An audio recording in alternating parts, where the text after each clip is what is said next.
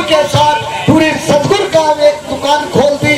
थोक परचून की दुकान नहीं खोलने के बाद आज महाराज स्वामी समनदास जी ने रात दिन इस टेंट के नीचे रह करके आप लोगों को ज्ञान की पोटली खोल दी। ज्ञान का महासागर, सागर सागर कहते हैं जिसमें सारी नदियां समा जाती है। वो संत शिरोमणि गुरु रविदास महाराज, सतगुरु स्वामी समनदास महाराज जी आपके बीच में आए। उन्होंने आपको ज्ञान ध्यान कराया, सबका रास्ता बताया, सबके रास्ते पर चलने का आप लोगों को मार्ग बताया।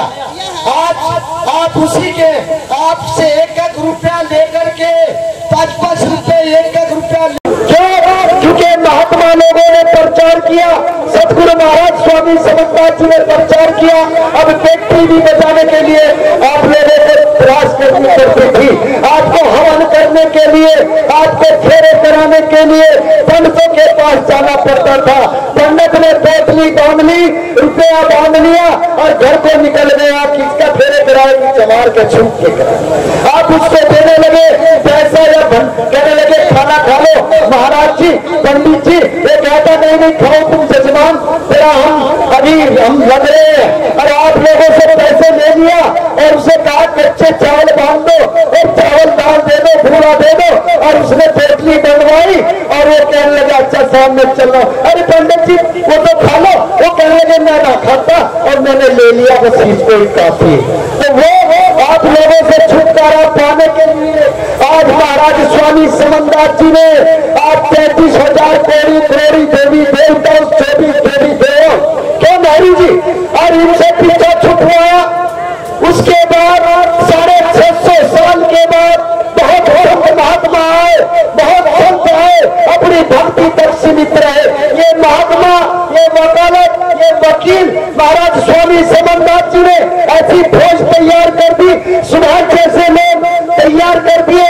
और देखिए आप लोगों को फेरे करवा रहे, ज्ञान करा रहे, बार बार कर रहा हूं। तो इसलिए आज महाराज स्वामी समनदास जी ने ऐसे ऐसे होनहार महात्मा, मेरे जैसे महात्मा भी तैयार कर दिए प्रचारक कि पूरे भारत में जा रहा हूं, प्रचार कर रहे हैं। आज हरियाणा में हूं, कल उसमें रहूंगा, पंजाब में, परसों को उड़ीसा रहूंगा, मध्य प्रदेश रहूंगा। आज भूल भी मैं आपके सामने बोल रहा हूं। महात्मा ने आग्रह किया, तेलुदास जी ने, सुभाष जी ने, पूरी मंडली ने आप महात्माओं से कहलवाया कि चौहान जी आपको आना पड़ेगा भूलनी। तो मैंने आज भीतिया में प्रोग्राम था मेरा, सप्ताहपुर भीतिया में, तो मैंने काउंसिल किया। मैंने कहा भाई भूल नहीं जाना है वहां 2 कन्याओं का भी, और मेरे गुरु का, और मेरे हमारे मिशन के लोग हैं, और ये राजपाल दास महात्मा बैठे हैं, ये भी प्रचार करते हैं। अच्छा, तो इसलिए हमने कहा कि भूल नहीं जाएंगे, हम कन्याओं की शादियां करेंगे। ये परंपरा चलाई हमारे सतगुरु महाराज जी ने। इससे बड़ा पुण्य का काम कार्य कोई नहीं होता। अगर होता है तो बताइए। अरे भाई दान तो सब देते हैं, लेकिन किसी गरीब कन्या का या अमीर कन्या का हमारे आश्रम में, हमारे रविदास आश्रम में, हमारे मंदिर में हम लोगों के सहयोग से विदा हो जाए तो विदायगी हो जाए, तो इससे बड़ा पुण्य के काम कोई नहीं होता। ठीक है प्रधान। तो इसलिए आप लोगों के पीछे बहुत लोग लगे हुए हैं। कोई कहता है ईसा मिसा बन जा, कोई कहता है मैं तेरा पति तू मेरी पत्नी, कोई कहता है राधा स्वामी बन जाए, कोई कहता है धनधन बन जाए, कोई कहता है ईसा मिसा बन जाए। तो ईसा मिसा नहीं बनो, हम चमार है, चमार से बड़ा कोई नहीं। सृष्टि आपने रची, ढील आप है, आप मालिक है इस दुनिया के। संविधान दुनिया हमारे से चलती है, रामायण हमारे से चलती है। खेत में गेहूं हमने बोया है, खेत की फसल हम काटेंगे। खेत के मालिक हम हैं, इस धरती के मालिक भी हम हैं। उसी संविधान के मुताबिक आज दिल्ली के अंदर, पूरे भारत के अंदर हमारे प्रधानमंत्री एक चाय वाला बैठा है, वो आपकी कर्म से बैठा है। आपने कानून बनाया, आपने धर्म लिखा, और हम फिर चमार, हम फिर छूट, हम नहा धो करके खाना बनाते हैं, बिल्कुल साफ सुथरी होकर के हमारी माता और बहनें चाहे वो घास का कार्य कर रही है, चाहे फसल काट रही है, फिर भी चूल्हे पे चौका मार करके खाना बनाती है। और उनकी लिपस्टिक लगा लेते हैं और कर लेते कहते हैं कि ये बहुत शूद्र है, ये पंडित नहीं है, ब्राह्मण है, ठाकुर है, गुजरी है। वो फिर गुजरी हम छूट, अरे चमार हम है।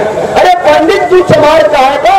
जाम से अलग है तो चमड़े से अलग है, तो बताओ जान से सब बने गए ना।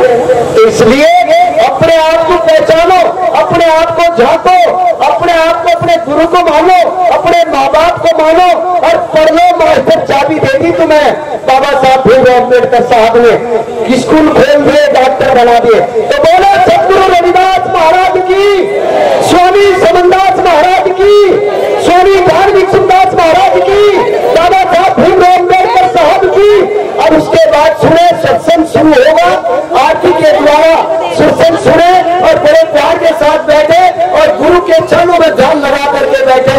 अब बिल्कुल बातचीत नहीं होनी चाहिए। जितनी देर बैठोगे उतनी देर आनंद आएगा और आनंद आएगा। ये नक्चवासी है, ये पाठशाला है महाराज स्वामी समनदास जी की। इसमें जो बैठ गया वो पुरले भाग हो जाते हैं, नक्चवासी कर जाती है, कर्म बढ़ जाते हैं उसके। जो सत्संग में रविदास जी के बैठ जाता है वो बिल्कुल भक्ति के मालिक नहीं है। बहुत संत हो रहे हैं, मैं बहुत बड़ा